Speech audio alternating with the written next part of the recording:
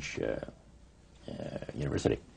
And this man was from Paris, but he's affiliated with the university. And he wanted to have some details in regards to Napoleon Bonaparte and one of his generals. So, by the way, there are also, in other parts of the world, elite spirit worshippers like the group that we had in Montreal. And he mentioned there that, he said, you guys are fortunate when my friend and I went in, because you're right in time to see something very interesting. My friend there is having his devotions in the worship room of the gods, and he will use a trance medium to converse with certain demon spirits that will inform him in regards to ancient history about Napoleon. And sure enough, we went down there, and somebody came up and said he's ready for the session, and we went down there, and he said he would need 3 people. You would need 3 people, but he wanted 5 people that volunteer to be the channel for the spirit. Okay, so three of them was chosen there, and the others went back and sat down. And the man shook his head like, a little bit like this. His eyes went glazed, and he stayed at it for a half hour. And the spirit spoke to him. He said, I'm a spirit counselor, and what would you like to know? And he had a clipboard, the historian, and asked him some questions. This historian was from Paris. Yeah.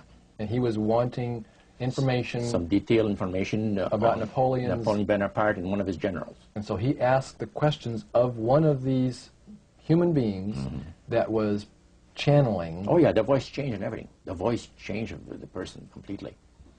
Okay. And it identified itself as a spirit guide. Oh yeah, spirit counselor, yeah. Okay, a spirit counselor. And then proceeded to tell him all the events that he was asking, yes. answer his questions? And there was a certain question that was asked, and the spirit counselor said, I will have Lord Remy and Lord Alphonse duplicate, in other words, the dialogue that had taken place. Oh, and the two other drama. Yeah, and the 2 other men fulfilled what he was looking for. But the one thing that interests me is the mayor of Montreal, Camillien Hood. During World War II, at the beginning of the war, he was very controversial when it regards to the war effort.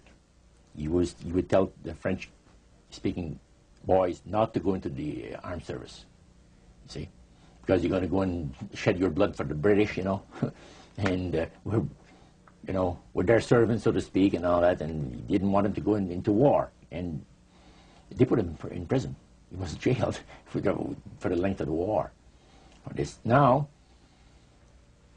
the man said, I would like to have you tell me, to the spirit, to give me part of the speech that was given by Camillien Hood on the steps of the Montreal City Hall on a certain date.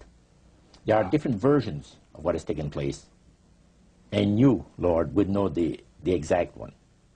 Now, the mayor of Montreal was still alive. Was still alive. And this historian is asking what was actually said at a speech. Yeah. Okay. The spirit counselor said, I'm sorry, I can't help you. All of my activities and my people have taken place in Europe. However, after my departure, our departure, other spirits will come and help you. And sure enough, the guy vibrated a little bit, and he's back, and he said, boy, how long? He said, 20 minutes, been used as a channel. So they, again, the spirit entered into him, and the spirit said he was a spirit counselor that could give him the information that he was looking for. So, again, it was given verbally, and it was the voice of Camillien Hood. Now, how did you know that it was the voice? Well, because of the fact, you see, I was a youngster in those days, just about ready to go into the army.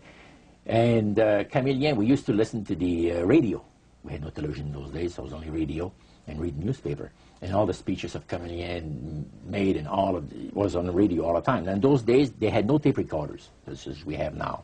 So they would, Kamenev would have to go to the Canadian Broadcasting Studio, where they made a record, a real phonograph record. And then they played it over and over, you know, for the rest of the day. So you listened to those as a teenager before you went into the Army, so you knew his voice. So I knew his voice really good. So I said to George, he was sitting next to me, he said, "Isn't it amazing?" He said, "If you think that's amazing, wait," he says, "until the spirits impersonate one of the departed people that you know, personally, like an uncle or a brother or a sister or something like that." He says, "That is unique." But that's the way it was. They are able to reproduce a voice, man, and the just to perfection. The spirits are exceedingly proud of this, because, and this also was right up my alley. The priest said that as the times on this planet gets more and more difficult, and calamities of all kinds are striking the planet more and more frequently, demon spirits are going to impress people with the importance of Sunday sacredness. Roger, when I was a teenager back in the 1970s, I remember a song that came out talking about the age of Aquarius. Mm-hmm. And since then, we've seen the development of the New Age, and I wondered if back when you were involved in spirit worship, if they talked about New Age at all. Oh yes, it was a big thing that was coming up. One of the major deceptions of the last days. And the priest told us, we talked quite a while, and then he said, "Could I have a little bit more of your time? I want to do something very fascinating." He says, "The grain plain, the master's grain plain, for harvesting the nations, for harvesting the multitudes of the earth into his cause, just before the close of the great controversy between the forces of good and evil." So he continued, you know, after we expressed ourselves that we're deeply interested to know more about the activities of spirits. And he said it's going to be done in a unique manner. This grand plan is going to take people are going to eat the stuff. Because he says spirits, demon spirits, will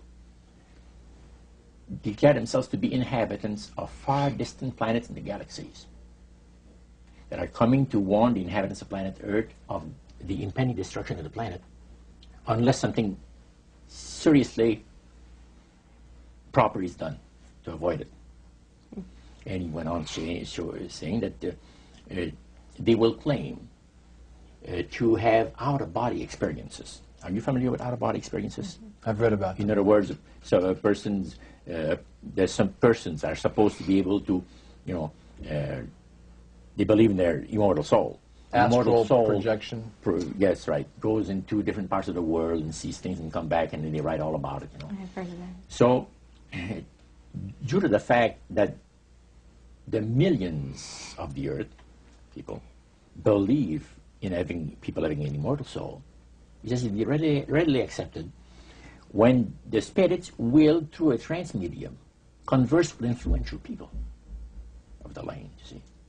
Now, what is a trance medium? It's a channeler today. What is known today as a channeler? Channeler, yeah. Okay. Shirley MacLaine's experience of getting involved with spiritism and with the inhabitants of far distant planets in the galaxies, I taped the whole thing. It's 3 hours. And you were hearing the fulfillment of what this high priest had said 45 years ago. Yeah, exactly. So he went on explaining about the fact that the spirits will show themselves willing to give valuable guidance that will not only help people avoid the destruction of the planet, but it would cause them to enter into a higher state of existence. For instance, he said the spirits will promise, and this is a big word, promise, that if their recommendations are followed carefully, they will usher in a glorious new age of peace and prosperity, and there'll be, well, there'll be no more wars, you see. There'll be no more famines. There'll be no more people getting unhappy to one another. Neighbors will love neighbors.